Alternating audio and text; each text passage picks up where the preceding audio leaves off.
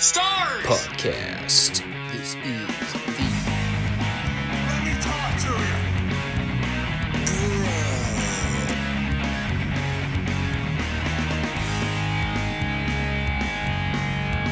This is such good shit.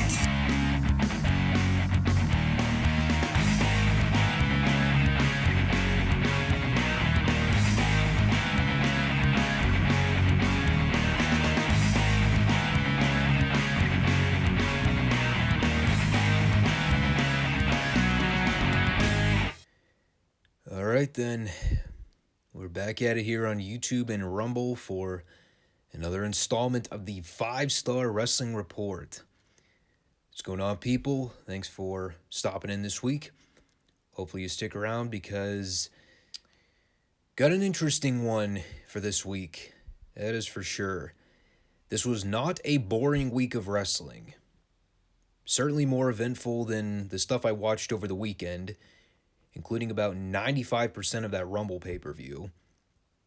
And we will get to that shortly, but beforehand, if you are new to the show and you are checking out the show for the first time, please subscribe, like the show for me, leave a comment down below to share your thoughts on today's topics. This is the Friday edition of our weekly podcast. We also have a Monday podcast that we host each week, again on YouTube and Rumble. Today, in addition to the usual Dynamite report, we also have our retro review series continuation, which, well, we're sort of going to be taking a detour with the retro content this week. I will explain that once we get to it. Before that, though, we have this February 2nd edition of Dynamite to talk about, and I have a lot to say about it, particularly with everything that went down in the main event. So let's get going with everything. Opening up with the most obnoxious ring introduction in the history of wrestling for Jon Moxley. And he wrestled Wheeler Yuta, who, last I checked, was supposed to be a babyface. And Mox is a babyface. Maybe. Guess it depends on what side of the bed he wakes up on. And apparently for reasons unexplained, this Danhausen fella that debuted last week is officially aligned with Orange Cassidy and the Goon Squad. I already hate him. I'm trying to come up with a way to describe the excessiveness of the way that Tony Khan decides to push the best friends on TV. Quite frankly, pushing is probably being too lenient. It's more like a force at this point. I understand that Khan is a big mark for Cassidy and the whole best friends unit. But I don't think I can think of a single faction or group in AEW that gets more unwarranted, inexplicable screen time than Orange Cassidy and the best friends. Seriously, of all the people that randomly show up and disappear from TV on this show, of all the talents that are part of this whole stop and start booking that AEW goes through, every goddamn week on this show, without pause, we get some iteration, some conglomeration of having to watch the best friends on screen, and every time, without fail, it sucks. This entire faction single-handedly ruined any and all credibility or hope that the Undisputed Era may have gained when Kyle O'Reilly first showed up at the end of last year. I honestly don't even know how to put it into words. These motherfuckers have Adam Cole, Kyle O'Reilly, and Bobby Fish locked down under contract right now. And while those guys are just pissing in the wind, completely directionless, I have to watch Orange Cassidy, Danhausen, Chucklefuck Taylor, Brandon Cutler, and all the PWG reject morons soak up screen time every fucking week. You wonder why I constantly complain that these people have no idea what they're doing? It's because they don't know what the fuck they're doing. Why am I surprised, though? Why in the world would anyone think that a mark like Tony Khan would have any idea of how to effectively push and feature Kyle O'Reilly, Bobby Fish, and Adam Cole in AEW? Been asking the same question with every other NXT and WWE guy that's jumped ship in the last year plus. Miro, Malachi Black, Andrade, FTR, Ruby Riott, they're all been booked like garbage. The most notable part of this entire match was the spot on the outside where Cassidy and Danhausen tried to distract Mox so Yuta could do the big dive spot, and the camera made sure that they stayed on it long enough to show Moxley completely no-selling it so he could pull up his pants. And then after Mox beat Yuta with that paradigm shift, which apparently he's now modified into a sloppy-looking double underhook Nelson suplex, Bryan Danielson hits the ring to, well, apparently not fight Moxley like we all thought he was going to. Instead, Danielson is more interested in aligning with Moxley as a team so that they can take all the green indie marks in the company and train them how to actually be professional wrestlers. I'm not kidding. That was essentially what Danielson was proposing to Moxley here. Christ almighty, John Moxley training guys how to wrestle. Now that's some high-class comedy right there. All the while, the only thing I thought when it was all over was, really? That is what you had planned for Bryan Danielson after those two great world title matches with Hangman Page? This is your genius long-term booking strategy for the best wrestler you have under contract, not named CM Punk? Putting Danielson in a makeshift tag team, huh? Sounds oddly familiar. Almost like they end up doing this with everyone in the company when they have nothing planned for them. When in doubt, factions and tag teams. And you want to talk about two polar opposite personalities and styles to pair together. I don't think you can get any further opposite ends of the spectrum when it comes to Moxley's garbage hardcore ring style and Danielson's old school NWA mid-80s style. And you're going to pair those guys together? I'm sure that'll go over just as well as when they tried pairing Mox with Eddie Kingston and it went over like a fart in church. Didn't take too long for them to take the piss out of Danielson's momentum, did it? What a brick wall he hit on this show. Then we got probably the worst bit of AEW television I've seen in a long time, and trust me when I tell you, that is saying a fucking lot. So they cut back from commercial, and who should be standing in the middle of the ring but AEW's biggest pulsing tumor, Brandy Rhodes. And she doesn't get too far into her dialogue before she's interrupted by another guy that is really starting to get go-away heat with me at this point, Dan Lambert. And I think as we all learned from the previous exchange between Lambert and Brandy on television, it resulted in one of the worst TV segments that AEW has ever done in company history. So what do these morons do? Well, they put Brandy and Lambert out there to do more back-and-forth insider derogatory spieling. Lambert's out there running down Brandy's contrived black accent and her fake tits. He's out there pretending to be Jim Cornette by inferring that he's an angry, conservative, sexist, and misogynist asshole. Despite the fact that if AEW had a fucking clue and actually listened to Jim's podcast every week, they would know that he's one of the most hardcore, outspoken, liberal-minded people on the fucking planet.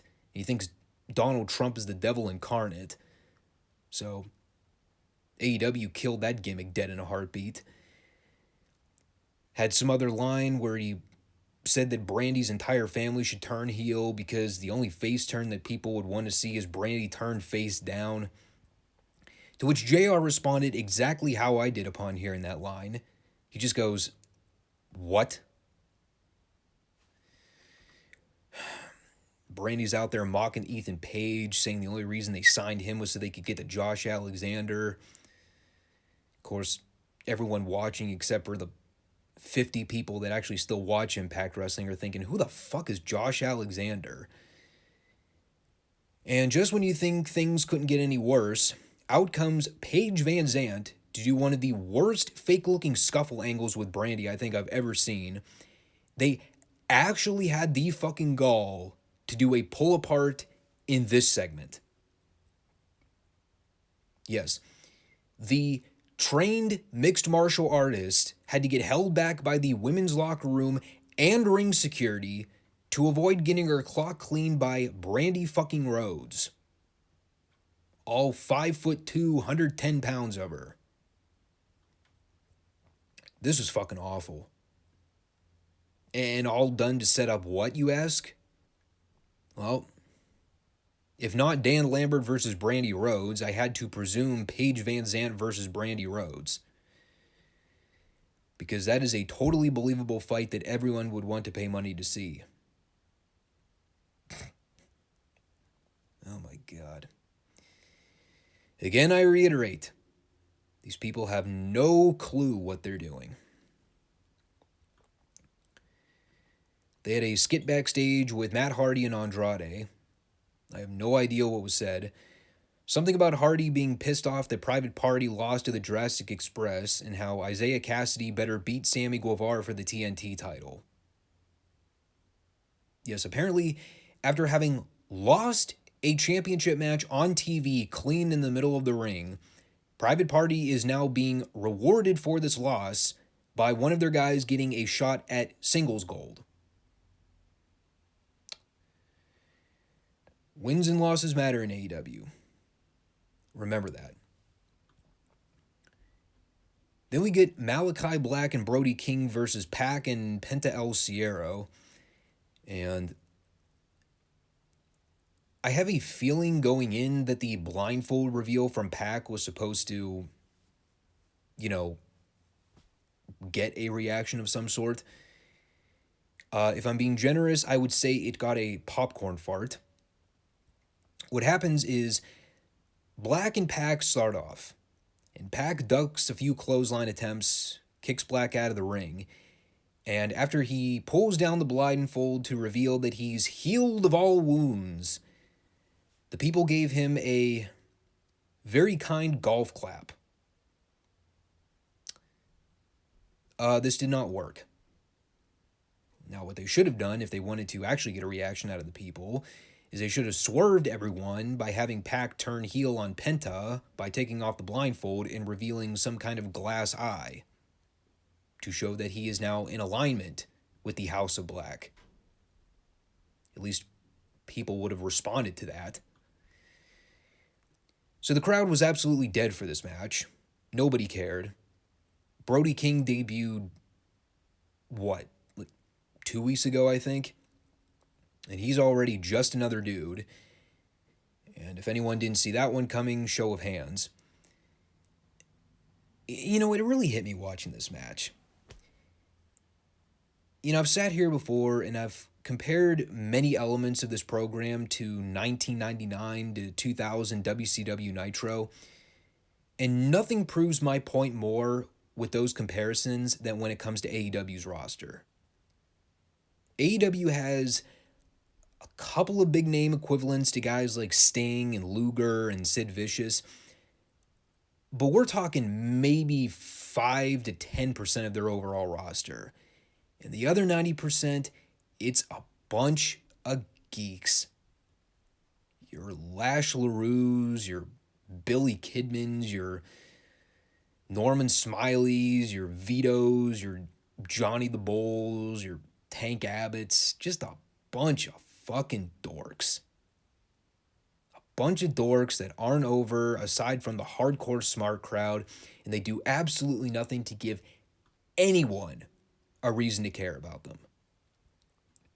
Of course, the entire time I'm watching this match, the only thing I keep thinking is, unless they do a DQ finish or a heel swerve with Pac here, a pinfall finish is going to bury someone from both teams. Black and Brody just debuted as a duo a few weeks back, so if they lose here, there goes their momentum. But on the other hand, this is Pac's first match back since the kayfabe injury, And after having shot all those vignettes of him vowing revenge on the heels, if his team loses here, it's going to make him look like a punk bitch. So what happens? Well, Malachi missed Penta in the face and they pin him. So Pac's first match back, he's on the losing team. What a dweeb. Speaking of dweeb, Adam Cole did a pre-tape, making sure to let us know that even though he was pinned clean on TV a week ago, the fall does not affect his win-loss record because it was lights out. As if it makes any fucking difference in the world. And in order to, I guess redeem himself, he's wrestling, of all people, Evil Uno on the upcoming Rampage.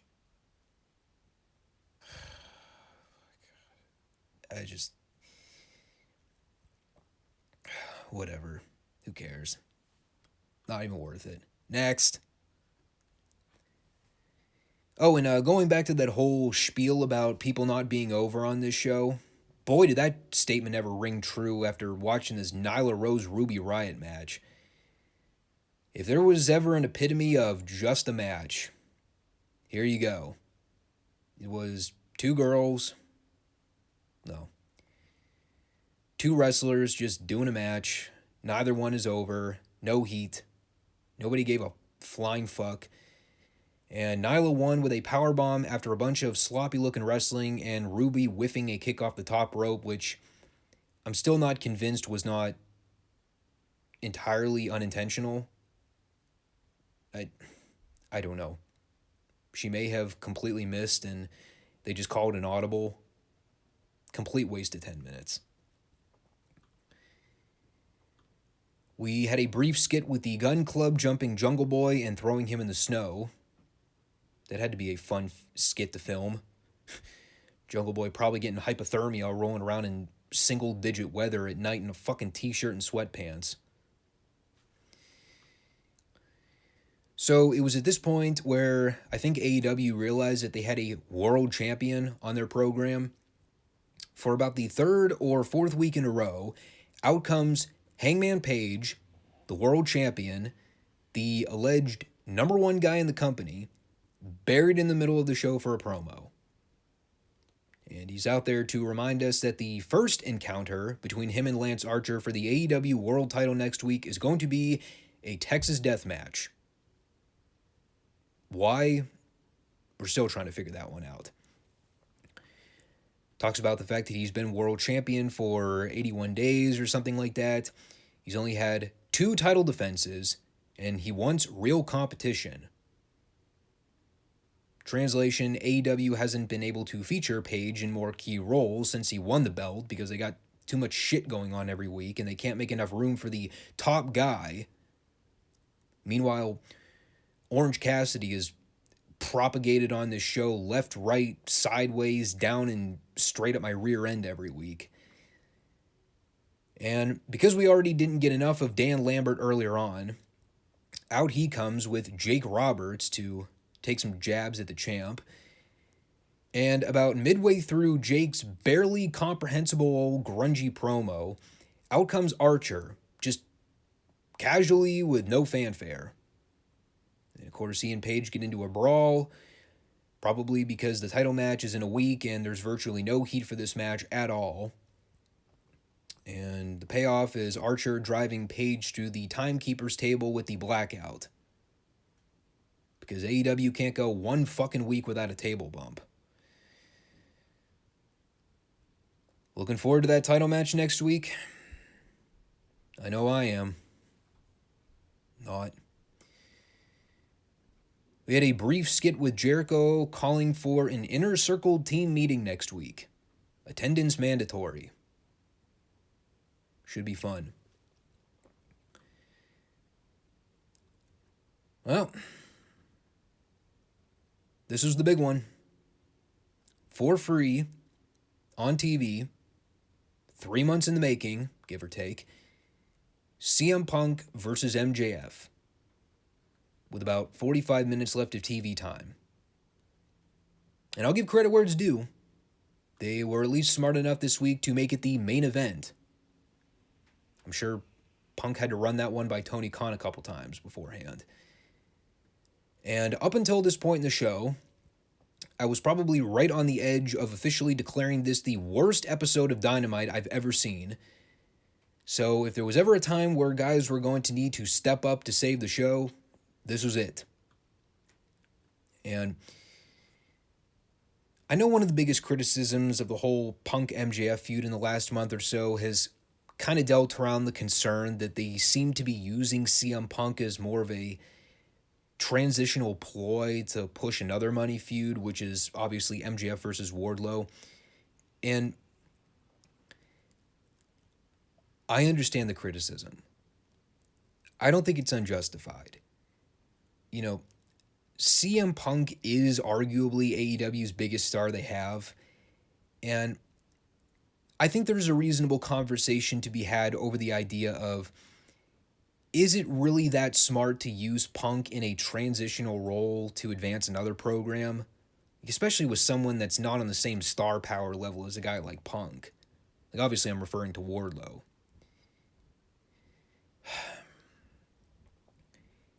If it didn't feel natural, and if it wasn't getting the right reaction from the crowd, I would argue against it. However, even if I may not be the biggest fan of them utilizing Punk in this role, I will not argue against the fact that the people were really craving Wardlow versus MJF. And I think there's an argument to be had that, given the backstory and given the build with MJF and Wardlow over the last couple years, there probably is a valid case that MJF versus Wardlow is the bigger money feud. So, with that said, I understood the idea of them doing this match on free TV, especially if they have something bigger in store for the pay-per-view in March. And I'll get to that in a while. When it comes to the match, the biggest reservation that I had going in was the idea of them trying to stretch this out for 45 minutes. Was it going to be overkill? And was it really that necessary to go long? And after having watched everything they did here from start to finish, having sat through and watched all the different angles and the stories they worked throughout,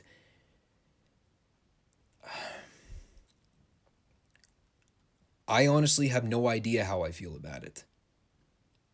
As of this recording, 48 hours after the fact, trying to reflect on everything I saw in that match, there were a lot of great things and a lot of things I loved about the match.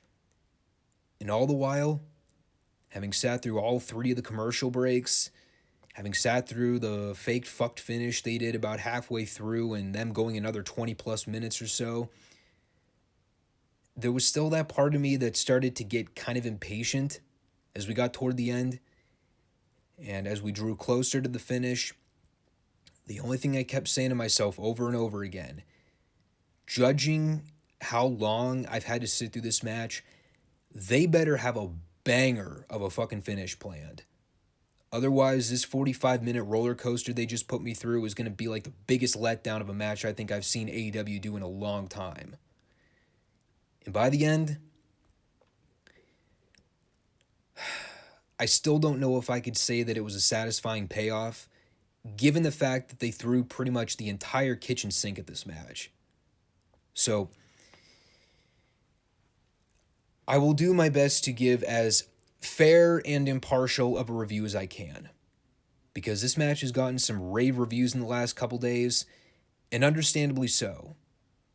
Because like I said, there were a lot of extremely well done moments in this match from both guys. But again, overall context is what matters to me. And I don't want to just get absorbed and lost in the angles and the moments without looking at the big overall picture. So like I alluded to a minute ago, the match basically had 2 stages to it. There was the first part of the match before the first heat finish, and from the opening bell through the first half of the match, I had virtually no complaints about anything the guys did. I think my own my only big criticism of the first part of the match was the crowd brawling both guys did in the opening 5 minutes, where they were just in the stands fighting for like a solid 2 or 3 minutes, and Bryce Remsburg is just letting it all go down without counting either guy out. I am all for leniency in pro wrestling, especially with the bigger featured matches like this one. But at some point, you got to call a spade and just say, all right, this is kind of ridiculous. So I didn't like that part. But they had a great lead into the first commercial break where Punk was a house of fire early on, just beating MJF from pillar to post, firing on all cylinders early on, and then bam, right before that first break, Punk posts himself and tumbles out to the ring and starts selling the left arm. They come back from break, and MJF's working over the arm on the mat, getting a great heat sequence on him, playing to the crowd like he knows how to do. And Punk eventually starts milking that brief comeback. Again, another spot I wasn't too fond of was the whole deal on the outside where Punk let one of the front row fans get a shot in on MJF's chest. Again, that stuff just doesn't sit well with me. And especially when it's in plain view of the ref. Any rational official that sees fans getting involved like that, he's either going to call for security to eject the guy or he's going to throw the match out. I'm sorry. But, we get to the big angle here where Remsburg is separating both guys in the corner, and while he's turned, MJF reaches into his tights, pulls out a relatively thin layer of wrist tape to wrap around Punk's throat. And this is a great little angle because MJF conceals the tape under his arm and wrist to hide the illegal choke. And the people are all booing and pissing and chucking drinks at the ring because they saw MJF pull out this gimmick. And, of course, Remsburg can't see the gimmick, so from his vantage point, all he sees is a clean choke. And MJF has Punk on the mat. Punk's fighting. He's struggling, doing everything he can to break free. But he starts getting that glazed over look on his face. And Remsburg does the deal where he lifts up Punk's arm to see if he's still conscious. Goes up once, goes up twice, and he goes up thrice. And Punk's rendered unconscious. Remsburg initially calls for the bell. Crowd's booing the shit out of the finish here. MJF's trying to celebrate, and, they're doing the whole fanfare, pomp, and circumstance here. But because MJF's an idiot, and he doesn't immediately dispose of the tape after the fact or immediately jump out of the ring to conceal the evidence, Remsburg goes to raise up MJF's hand, and MJF drops the tape on the mat. And this is probably like the one moment in AEW history where I actually gained a modicum of respect for Bryce Remsburg on this show, because when he saw that tape drop, he slowly lowered his head toward the mat. He sees the tape on the ground, and MJF's just standing there like, God damn it. And this was absolutely perfect, an absolutely perfect old school angle. Because as much as I've bitched and complained on this show for months and months that every goddamn AEW official is completely incompetent, they don't know their ass from the hole in the ground, this was one of the very few times where referee competency in AEW actually came through for a change. Remsburg didn't need to think twice about it. He didn't need a replay to see what went down. He saw the tape. He knows MJF's a scumbag piece of crap that would cheat to win. He immediately looked at the tape and went over to Justin Roberts and said, no, this match is restarting now. I know exactly what happened. And MJF sells the restart perfectly, gets into the shoving match with Remsburg. Remsburg fires back with a shove of his own. Punk rolls him up for the near fall. Punk fires back on him. It's all well and good. People are throwing popcorn and babies in the air. It's Punk's moment. It's Punk's moment. And, then MJF dumps Punk to the outside for the second commercial break. And, they completely took the air out of the crowd. And realizing that we had another 20 or so minutes left in the show, this is really where they lost me for a while. They did such a great old school heat angle toward the end there, but the heel got busted in the end, and, just as the babyface was making his big comeback, they could have taken it home right then and there when the crowd was at their peak, and then they cut the babyface off again and kind of killed the momentum. So they come back for round 2 after the break. And this was at the point in the match where Punk starts to play up his injuries more. He's trying to make his comeback, but the left arm is too weak, so he can't hit any of his big offense, including the GTS. Tried for the STF at one point, but ended up breaking the hold because he couldn't keep the leverage on. And of course, MJF continues to work that over. They do the big spot where Punk hits the suicide dive, but lands awkwardly on the knee, so he starts selling that. Punk ends up breaking out the Pepsi plunge at one point, but can't get the pin because of the bad knee. Like, pretty much the entire second half of this match was Punk selling. And don't get me wrong, he did a phenomenal job of selling the bad limbs and the fatigue. Nothing wrong with any of that. But, as I'm watching the second half of this match go down, the thought immediately crossed my mind as soon as they did that initial finish. Damn it. They had such a good opportunity to wrap things up with that first finish, but they're going to try to drag this thing out another 20 plus minutes, and it's just not going to have the same impact as that angle that they shot halfway through the match. And fast forward along here, the big finishing angle they do is Punk goes to hit the diving elbow for a near fall, teases he's going to set up for the GTS, but MJF rolls outside. Here comes Wardlow to meander down to the ring. And I'll credit them with how they shot this, because this was also very well done. But what happens is Wardlow comes down, he steps over MJF on the ground to get in Punk's face. And at first, all we see on camera is the initial face-off between Punk and Wardlow, with Wardlow stepping aside, basically teasing that he was going to let Punk finish him off. But what happens is after Punk rolls MJF back in the ring, Wardlow starts to climb up on the apron. Remsburg and Punk have their backs turned to MJF. So MJF catches Punk with a diamond ring shot to the head, and he beats him. Again. And of course, as it turns out watching the replay, Wardlow did not, in fact, come down to get in Punk's face. But after Wardlow had stepped over MJF, he had handed him the diamond ring behind his back. So it was indeed a swerve. And again, it was a well-shot angle. And I don't want to diminish or take away from what the guys did here, but that second finish kind of fell flat. In fact, if you actually caught Wardlow's facial on camera when they shot the angle afterwards, that was the exact expression I had watching it. It was like, eh. And that's going to sting for a lot of people out there, but after that great first fall they did where MJF got thwarted, they had the perfect opportunity to take it home with a quick flash pin or something to send the Chicago crowd home happy with Punk. Man, to go another 20 minutes and just turn around and have MJF beat Punk again. And honestly, I think looking back at it, that was the thing that really didn't sit well with me when this whole thing was over. Because the story for the night essentially was that Punk got beaten twice in his hometown.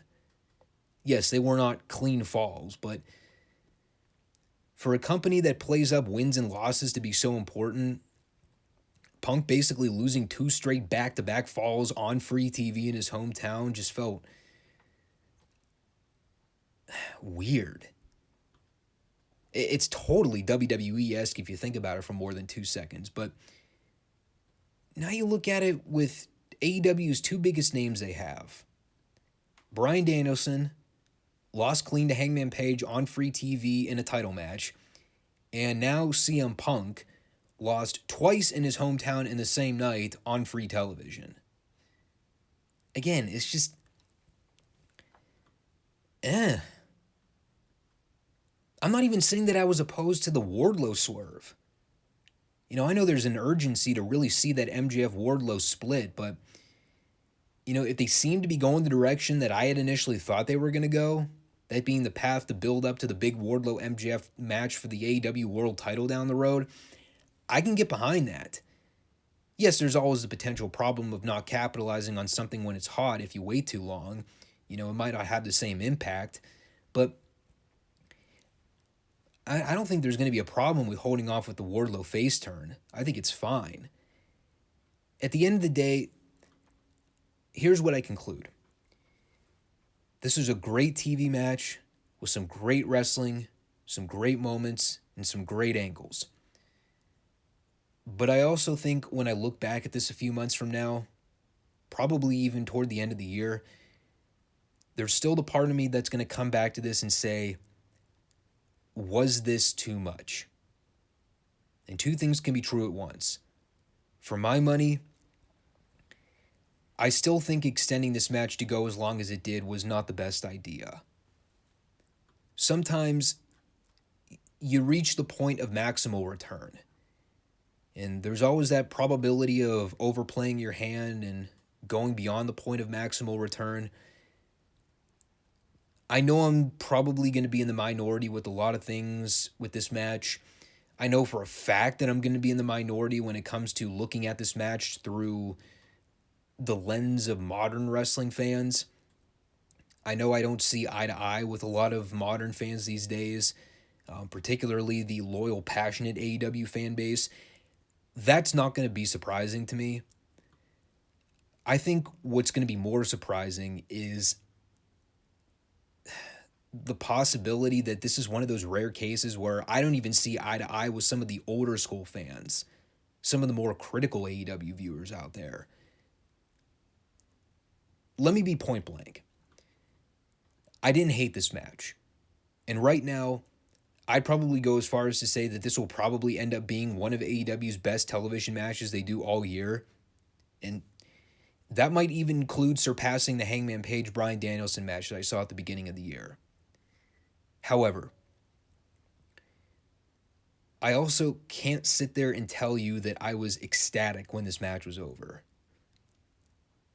I don't know. Something was missing. It's one of those deals where just because you can go 20 plus minutes doesn't necessarily mean you need to, or that you probably should. And, especially when you book the perfect angle to take the match home in the first 15 minutes. And instead of ending it hot, you try to book more stuff, and the end result is lukewarm at best. And as much as I enjoyed many elements of the match, as an overall package, I think they may have missed the mark. And if I'm in the minority with that opinion, so be it. But my instincts are usually right when it comes to wrestling. And instinctually, when this match was over, my conclusion, lots of great stuff that pushed the boundary of too much stuff and may have gone too far. I guess we'll see how things play out as we lead into the Revolution pay-per-view a month out. That'll be the real breaking point that puts a lot of this match into perspective. I think given how they book things here, the most rational direction to go would be to do Punk versus Wardlow and MJF versus Hangman Page. I can tell you for sure, because I know this has been rumored for a while now, but after having seen the way Adam Cole has been booked in the last 2 months, I have absolutely zero desire to see him and Hangman Page for the world title. Fucker just lost clean to Orange Cassidy less than a week ago in a garbage street fight. And I don't care if it was unsanctioned or the loss didn't count. Take your win-loss record and shove it up your ass. Adam Cole got pinned clean by Orange Cassidy 1 week ago. You're telling me that guy's next in line for a title shot over MJF? Bullshit. And I don't care about holding off for the bigger pay-per-view. I don't care about any of that crap.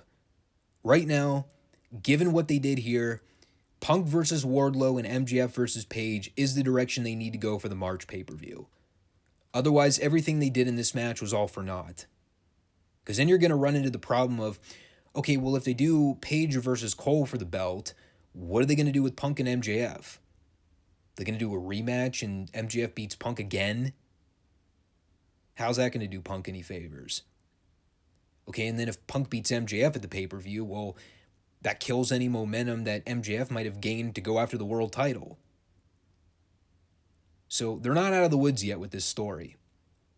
There's still the potential for them of writing themselves into a corner, which AEW has proven to do time and time again. The next 4 weeks are going to be very critical in the development of this Punk Wardlow MJF story. I still have some reservations about how things were done in this match, but call me skeptical, just the way it is. Watching this company for 2 years now and seeing how things play out in their air quote long-term booking strategies, it's hard for me to give these people the benefit of the doubt. So, I know that this was an extraordinarily long-winded rundown, but I felt it was important for me to give a fair critical analysis of that Punk MJF match. Easily, it was the best part of the show, hands down. I don't think that can be debated. You take away that main event, this show was absolute garbage. So, even if I had nitpicks and qualms about the main event, there were still a lot of great things in that match. And it was a textbook example of why, as I have been saying on this show for well over 3 months now, when it comes to AEW's product, there are very, very few things that keep my attention, with the exception of the following names: CM Punk, Bryan Danielson, and MJF. I don't know how much longer Danielson's going to remain in that picture, especially if they start affiliating him with Jon Moxley going forward, but Punk and MJF are great on this show. Throw Wardlow in the picture there too. He's coming into his own. But aside from that, there ain't nothing on this show that's sucking me in right now. So, thank God they gave us that match to close out the show, because had they not aired that match, this would have been the worst episode of Dynamite yet. Because that first hour was pure trash. So, I'm not entirely sure what the story was with the TBS Superstation WCW show for, I guess it would have been February 1st. But whether it's an episode that just wasn't archived or they didn't air an episode that week, either way, I was not able to locate an NWA WCW show from February 1st, 1986. It was not archived on the Peacock Library. It was not available on YouTube or any other secondary video platform site. So either they took a week off for reasons unknown, or the episode was memory hold for reasons unknown. And I had a couple thoughts, mulling it over initially. First I thought, well, should I just skip forward a week to the February 8th show? Or do I want to just hold off a week and regroup with the next episode for next week's podcast, just to make sure I'm keeping with the consistency of treating these like actual weekend retro review series shows?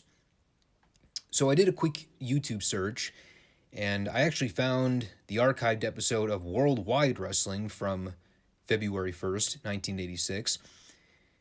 And I figured, what the hell, show's only 45 minutes, and I don't want to get off a whole week by skipping ahead in the video library, so let's just do this show as a buffer.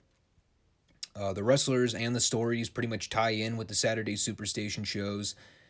Crockett and Schiavone are still doing commentary. The format's basically the same, so it'll just feel like a normal NWA TBS Superstation recap, just more people in attendance. And I know for a fact that the February 8th show is archived on Peacock. So next week, we will be back on track with everything. Again, not really sure what the whole story is with that, but it is what it is. So the show opens with David Crockett doing an interview with the Rock and Roll Express, and Ricky Morton's voice is back. Which means even better news, we didn't need to hear Robert Gibson talk. Also good news. He didn't say a whole lot here, just the fact that the Rock and Roll are coming for Jimmy Cornette in the Midnight Express. Opening match was the Road Warriors in a very quick squash, And one great thing about getting the chance to watch this show was getting to hear some ring entrance music and listening to the Road Warriors come out to the Black Sabbath's Iron Man. Dude. Memories. Match only went a minute, but I did take note of the finish here, where Hawk tags in Animal, who goes up to the top rope, and Hawk picks up one of the job guys and puts him on Animal's shoulder. And as Animal's holding the guy up there for a few seconds, there was an instinctual part of me that thought, oh my god, Animal is about to give this guy the tombstone pile driver from the middle rope. I regret to inform you that Animal did not give him the tombstone. He just gave him a front power slam, basically. It was not very impressed, but David Crockett sure was impressed with it. That is immediately followed with a Ric Flair promo after the commercial. The best part occurring in the opening 10 seconds, where David Crockett goes to introduce the champion, and Ric Flair is just standing there, grinning from ear to ear, not saying a single word, and you look over at Crockett, and he's just barely able to contain himself. There's the part of me that thought Flair was just trying to milk the crowd response, but because it is Ric Flair, it is entirely possible that he caught sight of himself in the camera and just started admiring how good he looked. And, of course, if you know anything about Ric Flair promos, and basically what I've been saying for weeks now, when it comes to Flair, there are basically 2 or 3 topics that get mentioned in some way, shape, or form. Usually money, fucking girls, and partying. And occasionally we get some kind of deal where he talks about wrestling. And this was no different. It was vintage Flair. He let all the girls know that Space Mountain was open to all ages 18 and above, and he showboated his custom designer's skin-tight jeans to the camera by shaking his ass. And all the females in the audience screamed. I talked with my dad about this in the car one time. I don't even remember how we got on this subject. But I had mentioned the whole hilarity of the fact that every peak Ric Flair promo involved him talking about money, sex, and how good he looked. He had no recollection of or memory of this ever happening. I have no idea how this is possible, but I was very saddened to hear that my father could not recall what made Ric Flair promos so legendary back in the day. Following that, we had Ronnie Garvin versus Tony Zane. I seriously have no idea how Tony Zane had never earned the reputation back in the day of being the human punching bag. Telling you, dude, every time I watch a Tony Zane match, he's got bruises and cuts in like 8 different locations on his body, and it's never not funny. So, of course, with the guy that bruises just by waking up in the morning and rolling out of bed, they put him in the ring with Ronnie Garvin, who I think literally gets pleasure out of going to the ring and beating the ever-loving shit out of dudes. And that is exactly what he did with Ronnie here. I'm sure next time I see Tony on NWA TBS, he will be bandaged from head to toe, and Tony and David will have to explain, well, you see, folks, Tony recently wrestled Ronnie Garvin on Worldwide Wrestling. Say no more. Arn Anderson was up next for a promo with David, and by this point, if you are following the story of the Horsemen in the year 1986, the 30-day window had officially closed for Ole and Arn not defending the NWA National Tag Titles, because if y'all remember, Dusty and the Road Warriors took Ole out. So the Andersons were now stripped of the belts. And this is a great transition by Arn. I don't even think he consciously meant to say this, but he tries to turn the subject over from talking about the national tag titles to talking about the TV title. And his way of getting to this is to say, and I quote here, "Let's talk about something more important." Yes, apparently to Arn, the TV title is more important than his own brother getting mangled and put on the shelf by 3 madmen, thus preventing him from being able to defend one half of his tag belts. I mean, I know Arn's a heel and all, but damn, that was cold. Sorry, Oli.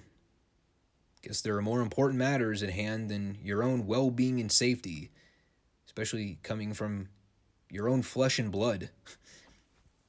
But he ends up telling Dusty that if it's the TV title he wants, he's going to have to come pry it from Arn in 20 minutes or less, as we know the gimmick back in the day with the TV championship defenses. We had a 6-man tag with Ivan and Nikita Koloff and Baron Von Raschke taking on Sam Houston, the Italian Stallion, and Pat Tanaka. A very short squash with the only thing of note I took away being the finish, wherein Baron goes to apply the claw on Tanaka, and as Tanaka is struggling on the mat and just trying to fight off this devastating hold from the German, his tag partners are valiantly cheering him on from the apron and, well, not trying to come in to break up the submission. Talk about conceding defeat. I guess there was an invisible wall that prevented Sam Houston, the Italian Stallion, from making the save. Or maybe they just hated Pat Tanaka. I don't know. Paul Jones and the Barbarian were at the interview area next. And going back to this past week, as we all remember, Jones had taken it upon himself to put out a $10,000 award for anyone that could defeat the Barbarian in a 3 tests of strength challenge, which we actually did come to find out from Ron Bass later in the program what those challenges are. They are indeed a tug of war, a human chain, no idea what the hell that's supposed to mean, and a bench press challenge. And off the top of my head, I do not know when this Ron Bass Barbarian Tests of Strength Challenge Dilly Bob takes place, if it even ever does. But goddamn, do I want to see Bass versus Barbarian in a tug of war. I hope to God they didn't work that. I want to see a shoot tug of war contest between Ron Bass and the Barbarian on live camera. No way in hell Barbarian doesn't win that challenge. The Raging Bull was up for a promo, and I had absolutely no idea what Manny said at all here, other than the same regurgitated verbiage he's been saying in his promos for the last 3 weeks. That 1986 is the year of the bull.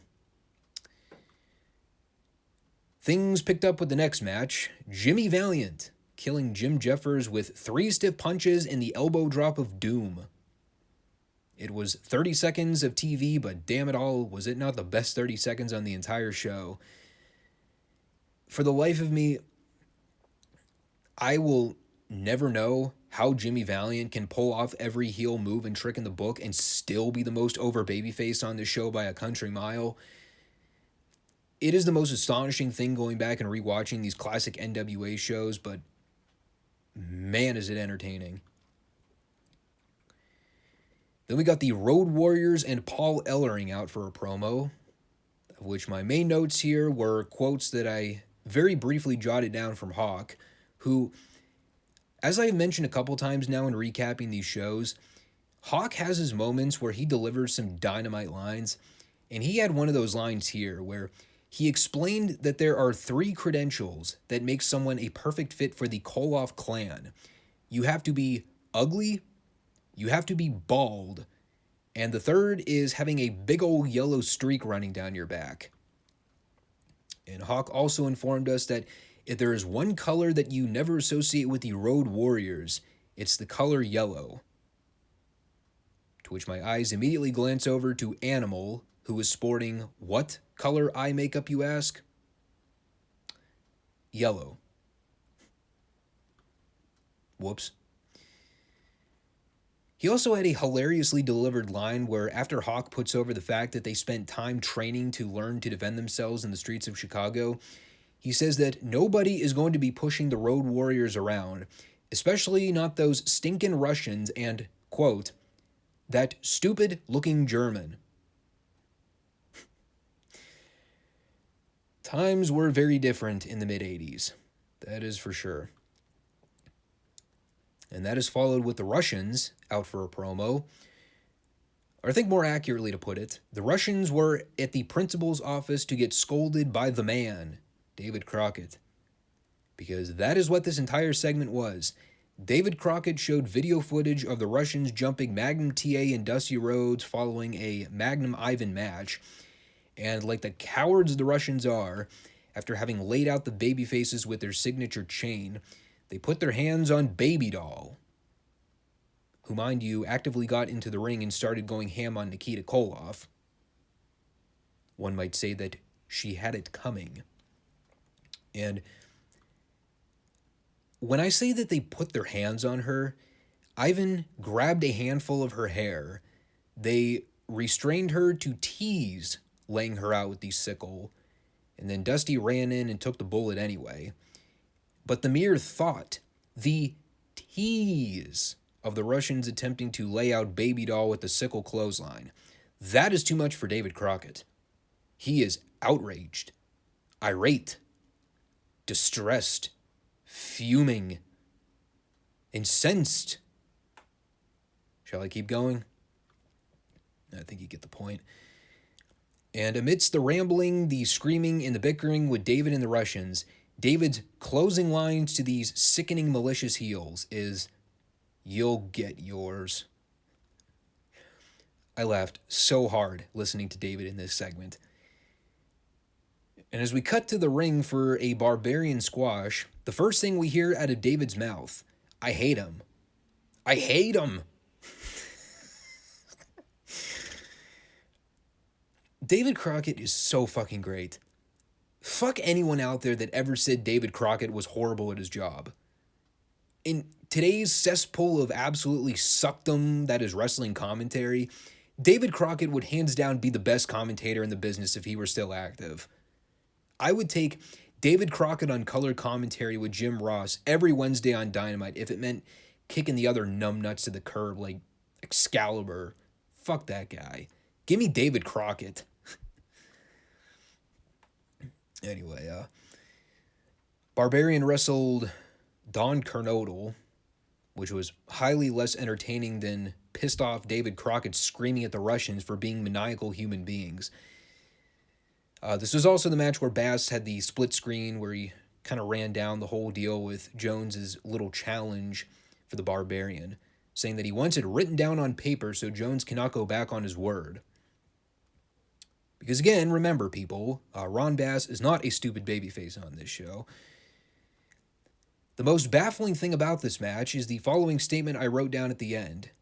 I honestly have no other way to describe or break it down, so I'm just going to read you verbatim what I wrote in the moment. Kernodle goes up top. Paul Jones just hit Kernodle with his cane for the DQ finish. Kernodle just beat the Barbarian via DQ. What the fuck? I presume this match did not have the $10,000 reward on the line. Otherwise, Don Kernodle just pulled the upset of a lifetime and took the piss out of Ron Bass's momentum. Following that, we cut to a very rough pre-tape of Dusty Rhodes and Magnum TA trying to recap the Russians' attack. And it was a hell of a fiery, passionate babyface promo from both guys. I just wish I could have understood any of the audio that both guys were trying to say, as it was getting drowned out by all the echo and the feedback in the background. We got the Rock and Roll Express taking on Black Bart and Thunderfoot. Just another basic rock and roll squash where they win with a double dropkick.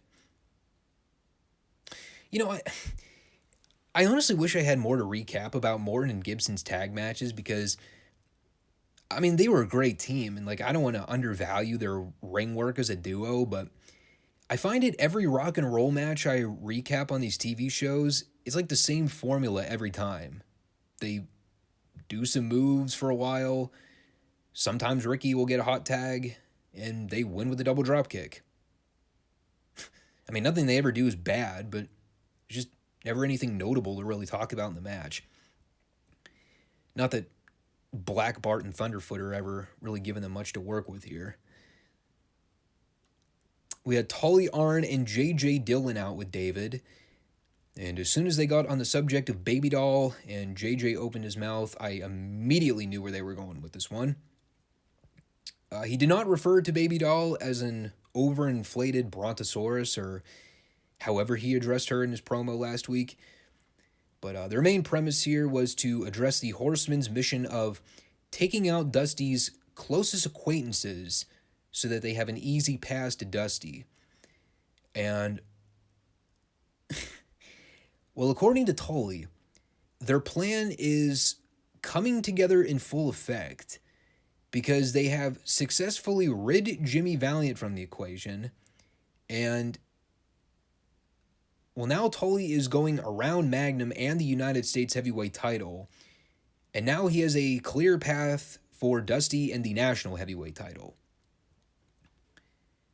So even though Jimmy Valiant wrestled on this very show, none the worse for wear after having apparently been taken out by the Horsemen, and the fact that Tully is now ducking Magnum entirely and going straight for Dusty, despite having not taken Magnum out yet because he's, well, still walking, he feels that they are now in the driver's seat and that nobody is going to stop them in their path to destroy Dusty Rhodes.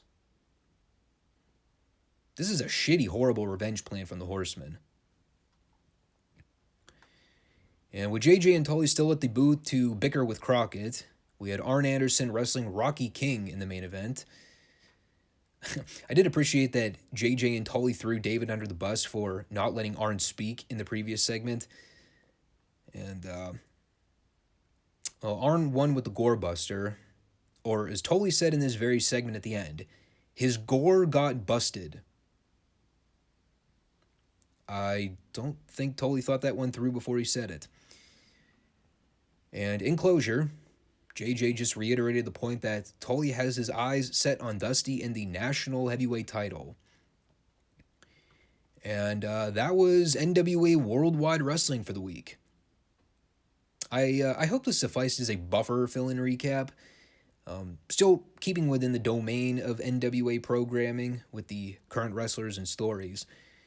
I mean, not a whole lot to take away from the show overall, but it was a fun, solid 45 minutes of wrestling television. And speaking of good 45 minutes of wrestling television, that would be a good segue into this February 5th, 1983 edition of World Class Championship Wrestling. Particularly that main event, which we'll get to shortly. Before I get going, though, with the show, got another situation to actually bring up here involving Peacock Library and these world-class shows over the next couple weeks. Much like this week's NWA TBS show, the next 2 weeks of world-class programming are not currently archived on Peacock. And again, if we're trying to keep with the consistency of reviewing these shows in a retro weekly format, that would mean I'm not going to be able to get back to covering our normal world-class shows until the final week of the month. Which sucks because apparently they had announced a Ric Flair Terry Gordy NWA World Heavyweight title match for next week's show. So, I thought about this over the last day or so. You know, what can I put in place of the world-class review segments for the next 2 weeks? Unless I just wanted to skip it entirely and do 2 shorter podcasts. And, I mean, I could have done that, but, you know, I think of it this way. I have the Peacock subscription, so I might as well get my money's worth. And I figured, you know, in keeping with the theme of reviewing classic content, why don't I just go into the archives and find one of those This Day in History shows to recap? And going back into the video library and seeing the events that took place on the dates that we normally do the Friday podcast, which would mean next Friday, that would be the February 11th and February 18th dates. There were 2 events that I found that took place on those dates in the archives.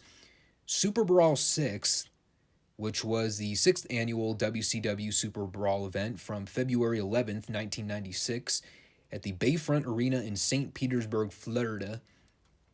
Also a significant pay-per-view for one particular moment involving Brian Pillman on that very event. And coincidentally enough, a perfect pay-per-view from the WWF the following week after Super Brawl 6 was the 6th installment of WWF In Your House, which took place at the ever-popular Louisville Gardens, and that was February 18th, 96. So, while it is technically jumping ahead 13 years in the history library, I figured it'd be a fun little way to fill in the gap weeks for World Class Championship Wrestling so we can get back on track a few weeks out. And, who knows? Maybe it'll be something I do on the show going forward. If there's like a WCW or a World Class show that's not archived on Peacock and I can't find the shows on secondary platforms, I'll just find a substitute to replace it. But I will try to keep it centered around a date relatively close to where we are in the year right now, so I'm not just randomly reviewing classic content. So, sorry to get sidetracked with that, but that will be the game plan for the next couple weeks to use as a sub for World Class Championship Wrestling. But getting back to this week's show, we start with David Von Erich versus Checkmate, and Bill Mercer had put over the fact that this was David's return to action after being away for a couple weeks, but he was back this week to not only work a TV match, but he was also going to be in Kevin's corner in the main event. Didn't really have a whole lot to note about anything they did here. They went with the old, wacky, old-school heel story early on where David's wrestling Checkmate on the mat, and Checkmate keeps claiming that David's pulling his mask. And, of course, a few minutes later, they actually do a spot where David yanks on Checkmate's mask and actively is trying to pull it off, which I thought was funny. My favorite part of the match is the spot where Checkmate goes to the outside and he drives David's ankle into the ring post. And in the upper left corner of the screen, you just see a woman pop into the frame and scream, "You ain't shit." Excellent moment caught on camera. I did note, too, at the beginning of the match, David Von Erich easily towers over Checkmate by a good 3 to 4 inches here. So when these guys were doing collar and elbow tie-ups early, it did not look very smooth. Let's just leave it at that. But David ended up going over with the sleeper and advertised for next, not kidding with what it read on screen, lunchtime with the Freebirds. And at first I thought this was going to be a cute way for them to set up another sit-down with Mercer and the Freebirds. Nope, as it turns out, it was Mercer doing an interview with the Freebirds at, well, what appeared to be a Sonic drive-in. And this is so great with the way this is done. The Freebirds are such asshole pricks. They invite Mercer to meet them for lunch to talk. And not only do they have Mercer meet them at a drive-in, at their own car, but they have Mercer stand outside the car like a total geek with his microphone and his top hat and his trench coat. And, even though they are in Texas and it doesn't usually get that cold in Dallas, it is still February, which means that it's probably a good 40 to 50 degrees outside. So to say that Mercer would be uncomfortable doing this promo outdoors, it's probably understating it. And the interview went exactly how you picture it would. They first insist that they never invited Mercer to lunch, but they only agreed to meet up because he kept showing up at their house uninvited to bug them with questions. And after Terry puts over the match with Kevin later in the program, claims that soon the Freebirds are going to be draped in gold, Mercer tries to scold them for the fact that David Von Erich won the 6-man tag belts for them, and the Freebirds immediately drive off, leaving Mercer standing in the middle of the lot like a total dweeb. And to make matters better, they have one of the server girls come out and yell at them for not paying. And Mercer just looks off camera and goes, "Guys, we forgot to pay." This was... Okay, here's the problem. In 1983, this was high comedy gold and totally ahead of its time. Unfortunately, looking through the lens with modern eyes in 2022, this was something you would see straight out of Raw today, just without the comedy, because it'd be scripted out to death and WWE would actively do everything possible to make it not funny. So while I loved every minute of it, there was a part of me after the fact that realized segments like this were so genius at the time, It actually ended up being a detriment to the business years later, with every major company that tried to replicate it by going out of their way to take these skits to the extreme and overdo it. Because if WWE did something like this today, they would totally ruin any and all enjoyment of it by the end. AEW would probably fuck it up too. There'd just be less scripted verbiage and more cursing. Brian Adias versus the Great Yatsu. So as I noted on last week's show, I had absolutely no recollection of the Great Yatsu when he showed up with Arman Hussein. And after having watched his last two matches, including this one, I now understand why I completely wiped him from memory. He fucking sucked. On top of having the worst monkey flip I think I've ever seen anyone do, there is a part in this match where Yatsu goes to whip Adias off the ropes, and I'm not kidding when I tell you this, people. Yatsu fucked up a basic chop to the chest. I don't know how this is humanly possible to whiff a chop like Yatsu did, but somehow he pulled it off, and it was so bad that Adias had to completely no-sell it. There was also a part earlier in the match where Yatsu gave Adias an overhead belly-to-belly throw. How Yatsu didn't spike this guy on his head, I will never know, but he barely got Adias over. That also included him doing a finishing power slam where I also thought he was not going to get Adias up and over without breaking his neck. Being kind, I would merely classify this match as a styles clash. Either way you put it, it was no good. And I honestly couldn't even blame Adias for this match and everything that went wrong here, because Adias has at least had competent wrestling matches with other guys on the show in the last few weeks. He is not what I would necessarily call a ring general, but he is not a horrible professional wrestler. Here, he looked totally out to lunch with trying to work with Yatsu. He had no idea how to feed for anything. So this is bad. But that brings us to Kevin Von Erich versus Terry Gordy for the American Heavyweight Championship. And they had a great main event TV match. You could not ask for a better old school heated title match. Kevin's the most beloved babyface for the Dallas Proud. Terry's the most hated man on the face of the earth next to Michael Hayes and Buddy Roberts. Kevin's a great fiery babyface. Terry's a great dirtbag chicken heel. Kevin's totally in control, running wild early on, people going nuts. Terry ends up getting a great heat spot where he drops Kevin across the ring rope throat first. About 5 minutes into the match, they do a spot where Terry grabs a hold of Kevin's tights as they're rolling around the mat. And for the next several minutes, you can audibly hear all the women in the crowd screaming as they're watching half of Kevin's tights riding up his asshole with his underwear hanging out. Of course, the match rolls along. We get Buddy Roberts and Michael Hayes out there to cause mischief. David's ringside trying to thwart them off. Ends up leading to the big finish where Kevin gets the claw on Terry. Buddy hits the ring apron, tries to take the ref, but Kevin runs Terry into Buddy. And while the ref's dealing with Buddy in the corner, Kevin goes to pick Terry up for the big slam, but Michael comes over, trips up Kevin from under the ropes. Terry lands on him with a big splash for the pin. Terry wins the American Heavyweight title. Crowds shouting obscenities and flipping the heels, the bird left and right. God, the crowd made this match so much fun. And man, going back and watching these classic shows, it really makes me appreciate just how much fan interaction in these matches make a world of difference. And it also kind of explains why I really ended up tuning the wrestling product out for most of 2020 and a good chunk of 2021 during the whole pandemic era of wrestling. Those empty arena shows that AEW and WWE were running were absolute death TV without the crowd.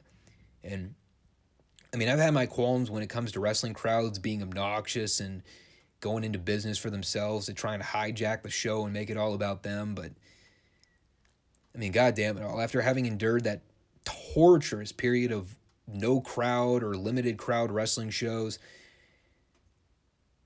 dude, I'll take the obnoxious Mark chants any day of the week. And, of course, things were very different back in the 80s when the fans weren't marks, and they were just normal day-to-day people that loved watching wrestling and just wanted to see the good guys beat ass and win. And when Terry Gordy pinned Kevin Von Erich and won that American heavyweight title, you see all those people running up to the rope barricade and trying to get the Freebirds by hook or by crook to rip their throats out. Dude, that's fucking heat. That's real professional wrestling heat. You're never going to see shit like that ever again in the business. And I mean, to an extent, it's a shame. It really is. And, I love the post-match interview stuff where the Freebirds are at the commentary desk and they're holding up the Confederate flag and Terry's putting over how close the Freebirds are to claiming all the gold. He puts over his upcoming match with Flair next week, which unfortunately I will not get a chance to watch because it's not fucking uploaded. And the other thing that sucks too is I couldn't find a YouTube clip of that match. So it's like even if I wanted to, I really couldn't review just that one match next week.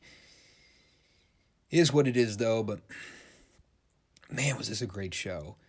And even with that one clunker of a match, just everything with the Freebirds and the Von Erichs, it is a slow burn story development, but it's grade A classic pro wrestling. It is slow burn done the right way. It's not the garbage slow burn stories you see in companies now where they just have a bunch of geeks do faction warfare for 8+ weeks and the matches all suck and the character development's lousy and you just don't care about any of them. You want to know how to do correct and effective long-term storytelling? Go back and watch these world-class shows in the lead-up and the fallout to the whole Kerry Von Erich Ric Flair cage showdown.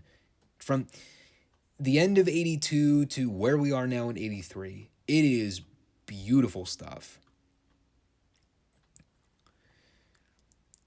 So as we wrap things up for the show, let me again throw this out there. Next couple weeks, we are going to substitute the world-class recaps with the WCW Super Brawl 6 and WWF In Your House pay-per-view events for the Friday show.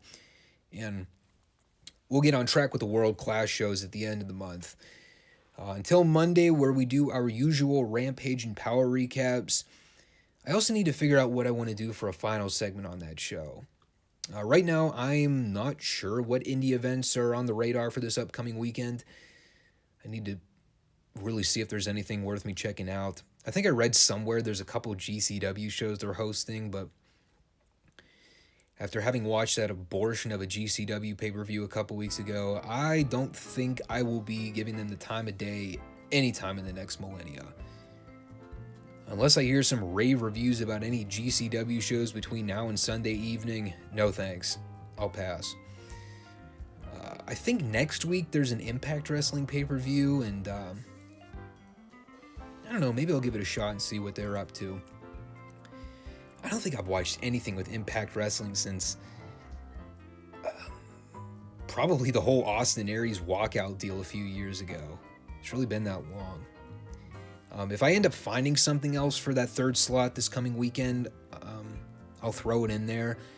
Otherwise, it just might be a shorter podcast on Monday. I'm not really sure yet. Either way, thanks for tuning in. Take care, all. Peace out.